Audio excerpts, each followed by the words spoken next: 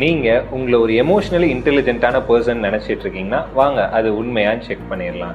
நான் உங்களுக்கு ஒரு 8 குவாலிட்டிஸ் சொல்றேன். அந்த 8 குவாலிட்டிஸ்ல உங்களுக்கு எத்தனை மேட்ச் ஆகுதுன்னு பார்க்கலாம். அதுல 4 இல்ல அதுக்கு மேல நீங்க மேட்ச் ஆகுது அப்படின்னா நீங்க ஆவரேஜ் அடல்ட் எமோஷனல் இன்டெலிஜென்ஸோட மேட்ச் ஆகுறீங்கன்னு அர்த்தம். இன்கேஸ் உங்களோட ஸ்கோர் 4 கீழே இருந்துச்சு அப்படின்னா நீங்க உங்களோட ரிலேஷன்ஷிப்ல சின்ன சின்ன ப்ராப்ளம்ஸ் ஃபேஸ் பண்ணுவீங்க. ஆர் உங்களை சுத்தி இருக்கவங்களோட எமோஷன்ஸை நீங்க அண்டர்ஸ்டாண்ட் பண்ணிக்காம அதுக்கு இம்பல்சிவா நீங்க ரியாக்ட் பண்றதுக்கும் நிறைய சான்சஸ் இருக்கு. இப்போ நான் அந்த 8 குவாலிட்டிஸை சொல்றேன். ஃபர்ஸ்ட் ஒன், நீங்க என்ன ஃபீல் பண்றீங்கன்னு மட்டும் இல்லாம ஏன் அப்படி ஃபீல் பண்றீங்கன்ட்டு உங்களை நீங்களே புரிஞ்சுக்கிறது.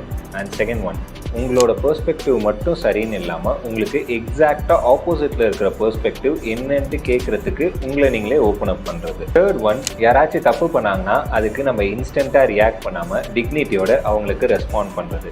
அண்ட் ஃபோர்த் ஒன், நம்ம பர்ஃபெக்டாக இல்லைனாலுமே we are deserve to be லவ்டுங்கிறத நம்ம புரிஞ்சுக்கிறது. ஃபிஃப்த் ஒன், யாராச்சும் ஏதாச்சும் சொல்கிறப்ப நம்ம அவங்களுக்கு ரிப்ளை பண்ணும் இல்லை டிஃபெண்ட் பண்ணணும்னு இல்லாமல் ஃபஸ்ட்டு அவங்க என்ன சொல்ல வராங்கங்கிறத புரிஞ்சுக்கிறது.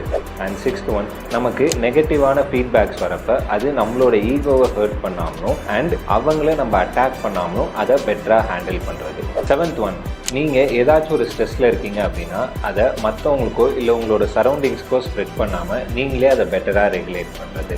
அண்ட் எயித் ஒன், மற்றவங்க யாராச்சும் ஏதாச்சும் ஒரு ஸ்ட்ரகிளில் இருக்காங்க அப்படின்னா அதை ஈவன் அவங்க சொல்லலைனாலுமே நீங்கள் அவங்களோட சேர்ந்து எம்பத்தைஸ் பண்ணுறது. இப்போ நான் சொன்ன இந்த 8 குவாலிட்டிஸில் 4 இல்லை அதுக்கு மேலே நீங்கள் ஸ்கோர் பண்ணியிருந்தீங்க அப்படின்னா கங்க்ராட்ஸ், நீங்கள் மோஸ்ட் ஆஃப் த அடல்ட்ஸை விட பெட்டரான ஒரு எமோஷனல் இன்டெலிஜென்ஸில் இருக்கீங்க. அண்ட் உங்களால் கேயோட்டிக்கான சுச்சுவேஷனை கூட ரொம்பவே காமன் கம்போஸ்டாக ஹேண்டில் பண்ண முடியும்.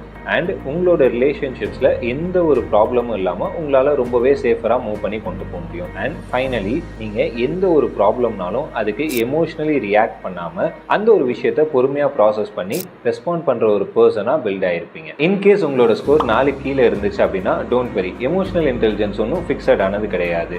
ஒன்ஸ் நீங்கள் அந்த எமோஷன் பேட்டர்ன்ஸை நோட்டீஸ் பண்ண ஸ்டார்ட் பண்ணிட்டீங்கனாலே உங்களால் உங்களோட எமோஷன்ஸை பெட்டராக ரெகுலேட் பண்ணி அதை இம்ப்ரூவைஸ் பண்ணிக்க முடியும். உங்களோட ஸ்கோர் 4 கம்மியாக இருந்தாலும் சரி ஆர் அதிகமாக இருந்தாலும் சரி உங்களோட எமோஷனல் இன்டெலிஜென்ஸை இன்னமுமே டீப்பராக க்ரோ பண்ணும் அப்படின்னு நினச்சிங்கன்னா ஜஸ்ட் EIன்னு கமெண்ட் பண்ணுங்கள். நான் என்னோட எமோஷனல் இன்டெலிஜென்ஸ் கிளாரிட்டி பிளே புக்கை உங்களோட DMக்கு சென்ட் பண்ணுறேன்.